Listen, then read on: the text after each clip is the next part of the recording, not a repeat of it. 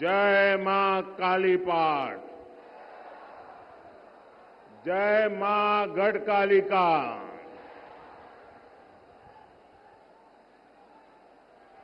आज देश के विभिन्न हिस्सों में नववर्ष मनाया जाता है। आज नवरात्रि का भी आरंभ हुआ है। मैं आप सभी को नववर्ष की और नवरात्रि की अनेक अनेक शुभकामनाएं देता हूं। बालाघाट की धरती भारत की नारी शक्ति के पराक्रम की साक्षी है। मैं वीरांगना रानी दुर्गावती और रानी अवंतीबाई की इस धरती को प्रणाम करता हूं।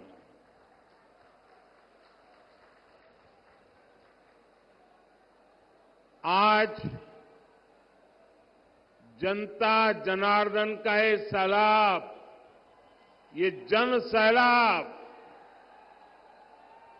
ऐसा लग रहा है जैसे केसरिया सागर नजर आ रहा है। और इतनी बड़ी तादाद में माताओं बहनों का स्नेह, उनके आशीर्वाद, ये साफ साफ दिखा रहा है कि 4 जून को मध्य प्रदेश में क्या परिणाम आने वाले हैं।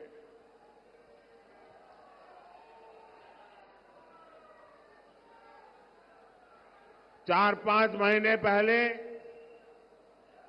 विधानसभा चुनाव में ही यहां आप सब लोगों ने मिलकर के कांग्रेस को पूरी तरह साफ कर दिया।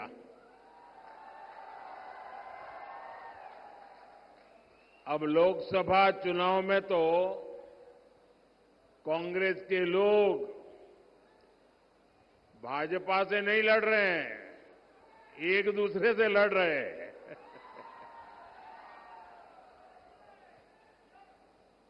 और इसलिए एमपी के कोने कोने से आवाज आ रही है, फिर एक बार,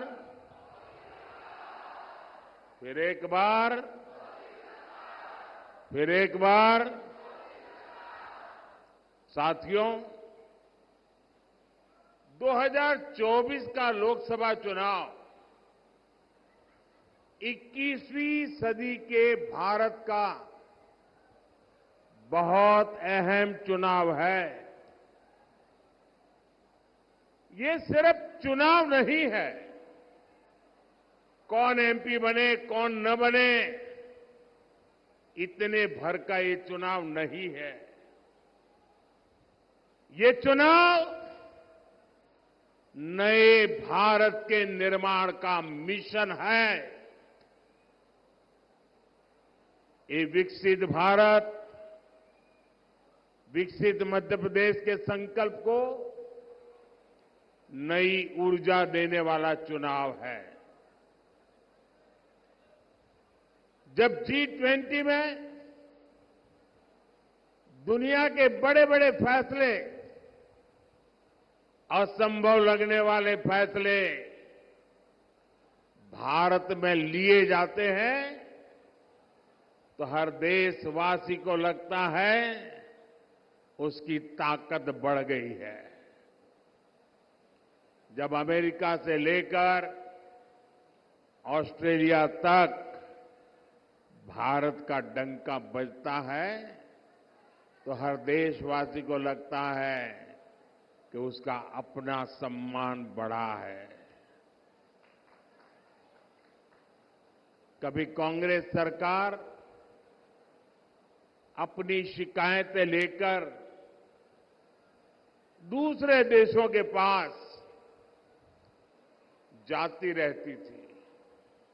लेकिन आज वक्त बदल चुका है। दुनिया के बड़े बड़े देश, आपस में युद्ध कर रहे देश, भारत से अपने मुद्दों पर बात करने के लिए आते हैं। अपने देश का ये रुतबा देखकर हर हिंदुस्तानी का हौसला बुलंद हो जाता है। ये चुनाव देश के इसी बदलाव को नई बुलंदी देने का चुनाव है। साथियों, आजादी के बाद दशकों तक कांग्रेस बहुत ही पुरानी सोच पर चली। एक तो उनके मन में आजादी के आंदोलन का अहंकार भरा पड़ा था और सामान्य मानवीय ने जो आजादी के आंदोलन में त्याग किया, तपस्या की, बलिदान किया, उसको उन्होंने सत्ता में आते ही नकार दिया और एक छोटी सी कोठरी, छोटा सा परिवार का कुनबा हावी हो गया और उसी की सोच देश को पिछड़ेपन की तरफ धकेलती गई। कांग्रेस सोचती थी हम तो गरीब देश है और गरीब देश को आधुनिक सड़कों की, आधुनिक रेल की, नए एयरपोर्ट की क्या जरूरत है। कांग्रेस के बड़े नेता जिन 2-3 बड़े शहरों में रहते थे, वहां अपने लिए सुविधाएं जुटाकर ये लोग देश के दूसरे शहरों को भूल जाते थे। सबका साथ, सबका विकास के मंत्र पर चल रही बीजेपी सरकार देश के हर शहर को, देश के हर गांव को प्राथमिकता दे रही है। हमारी सरकार देश में आधुनिक इंफ्रास्ट्रक्चर पर लाखों करोड़ रुपए खर्च कर रही है। आधुनिक सुविधाओं पर इतना पैसा देश की किसी सरकार ने आज तक खर्च नहीं किया है। आज चाहे यहां सिवनी नागपुर के बीच 4 लेन हाईवे हो, गोंदिया बालाघाट सिवनी हाईवे हो, नर्मदा प्रगति पथ, विंध्य प्रगति पथ हो, आधुनिक वंदे भारत ट्रेन हो, अमृत भारत स्टेशन योजना के तहत मध्य प्रदेश के 80 स्टेशनों का विकास हो, बीजेपी सरकार एमपी का कायाकल्प कर रही है।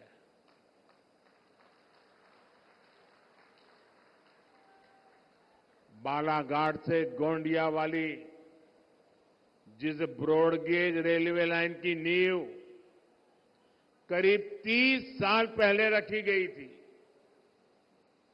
उसे भी ये मोदी ने आकर के पूरा किया।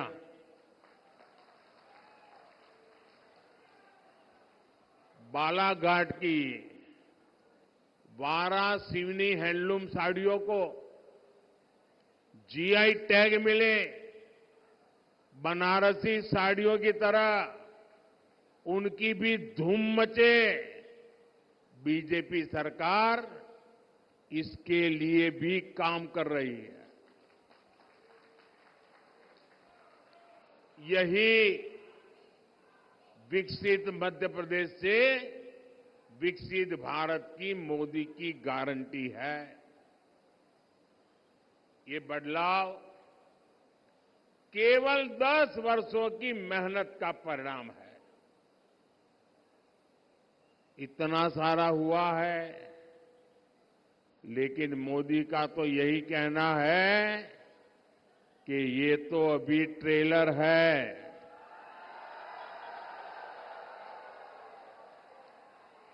अभी तो बहुत कुछ करना है। देश को बहुत आगे लेकर जाना है। भाइयों बहनों, आप मेरी जिंदगी को जानते हैं। बहुत बारीकी से आपने मुझे बराबर देखा है, तरासा है। और आपने देखा है, मोदी मौज करने के लिए पैदा नहीं हुआ है।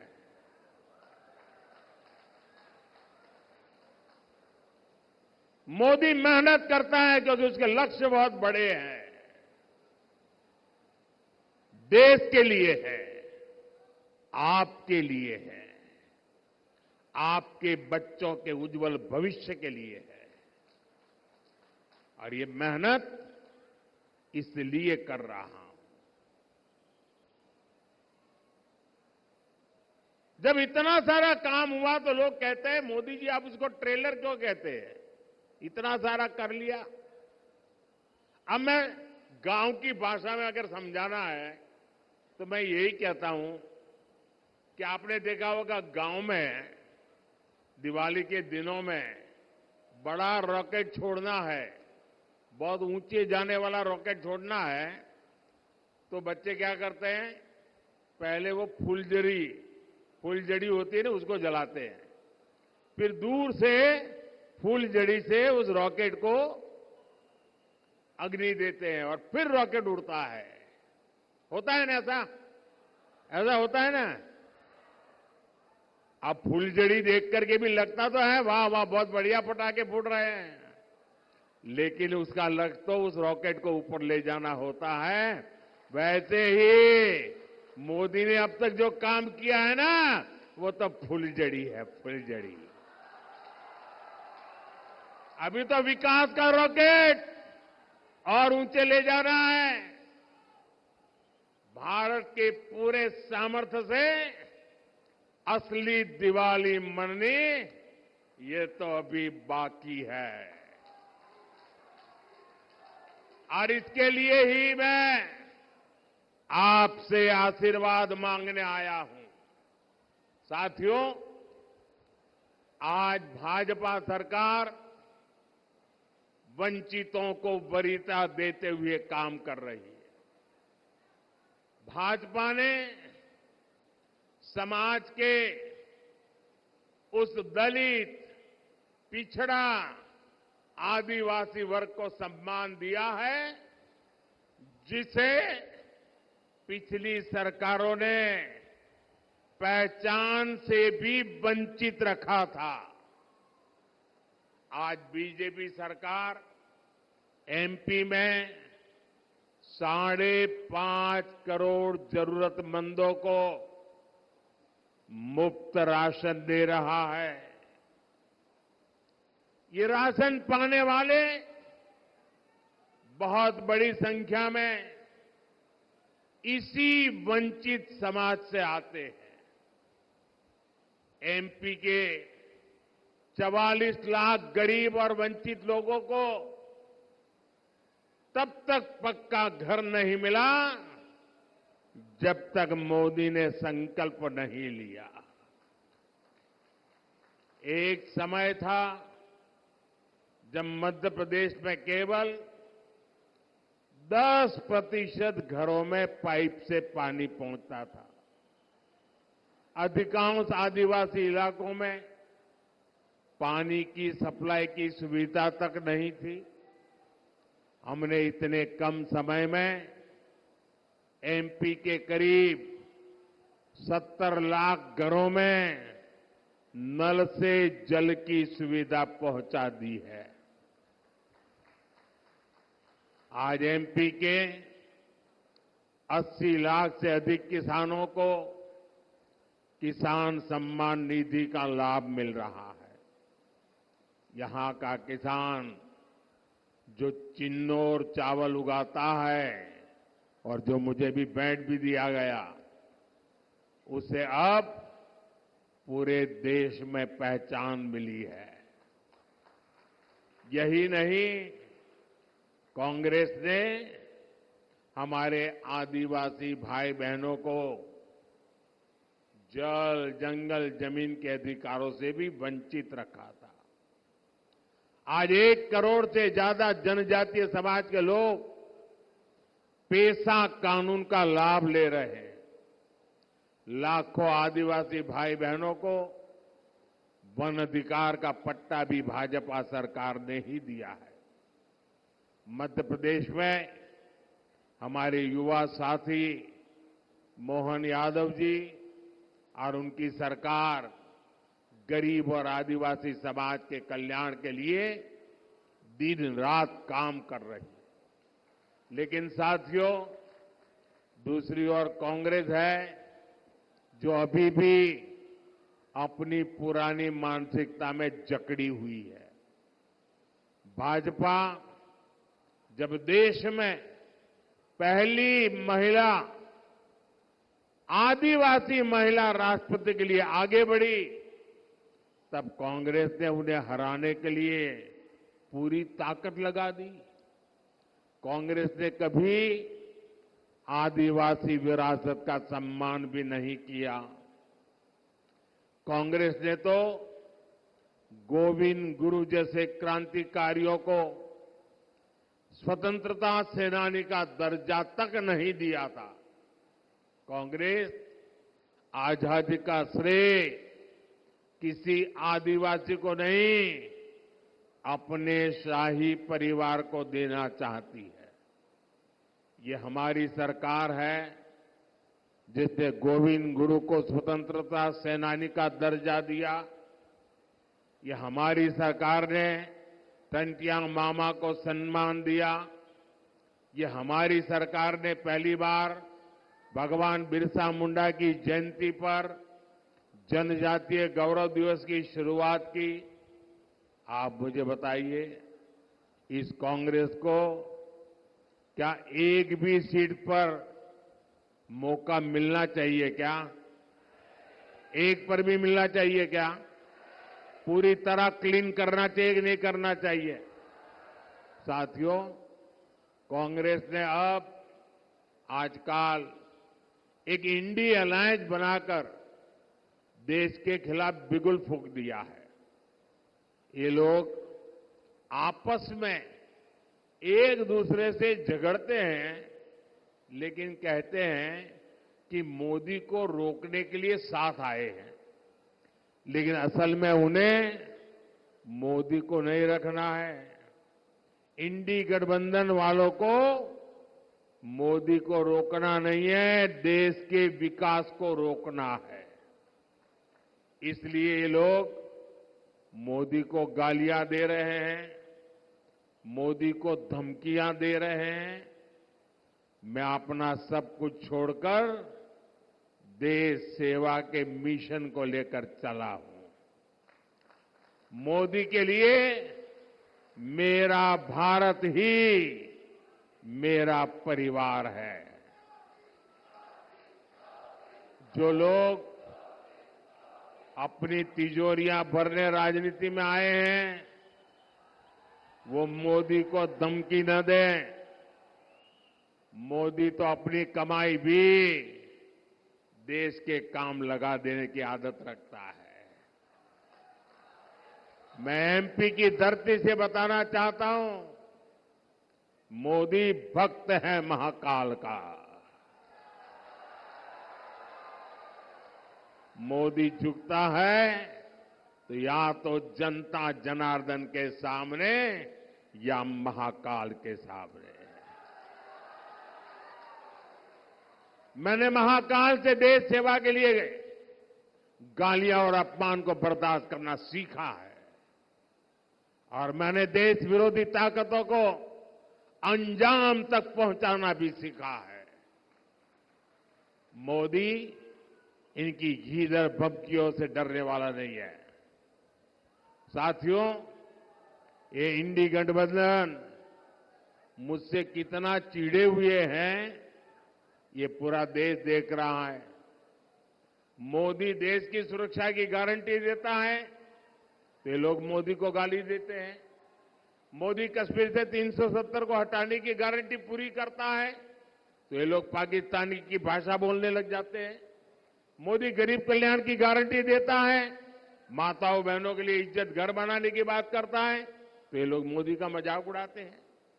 बालाघाट की ये धरती, रामपायली की ये भूमि जो भगवान राम के वनगमन से जुड़ी है, उन्हीं रामलला की जब प्राण प्रतिष्ठा होती है तो ये लोग मोदी को गाली देते हैं। और केवल मोदी को गाली दे तो समझ आता है, इंडिया अलायंस के लोग सनातन धर्म को नष्ट करने की सौगंध खाकर इस चुनाव में उतरे हैं। भाइयों और बहनों, मुझसे इनकी एक और बड़ी दुश्मनी है। बीजेपी सरकार आज भ्रष्टाचार के एक एक रास्ते को बंद कर रही है। बीजेपी सरकार गरीबों के हक का पैसा सीधे गरीबों के खाते में भेज रही है। जिन्होंने देश का पैसा लूटा है, अब उनके ऊपर कानून का शिकंजा भी कसा जा रहा है।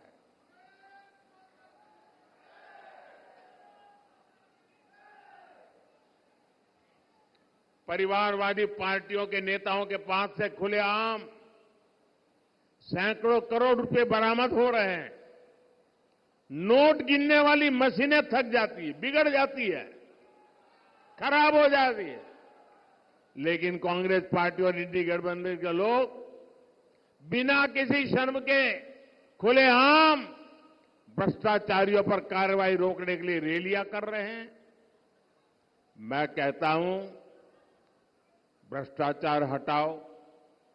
वो कहते हैं भ्रष्टाचारी बचाओ। इंडिया अलायंस में इकट्ठा हुए इन लोगों की मुझसे यही दुश्मनी है। लेकिन मैं आपको गारंटी देता हूं, भ्रष्टाचार का पैसा जिस जिस तिजोरी में गया है, उसे मैं बाहर निकाल के रहूंगा।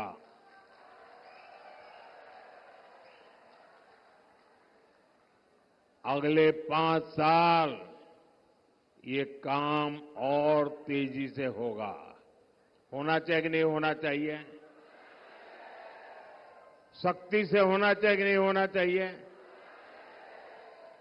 साथियों, तीसरे कार्यकाल में देश बड़े और ऐतिहासिक फैसले ले सके, इसलिए मुझे आपका भरपूर आशीर्वाद चाहिए।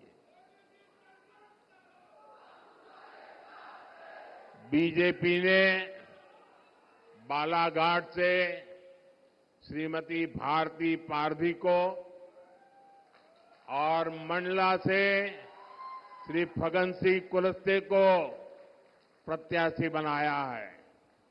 इन्हें आप रिकॉर्ड मतों से विजयी बना करके भेजेंगे तो मोदी को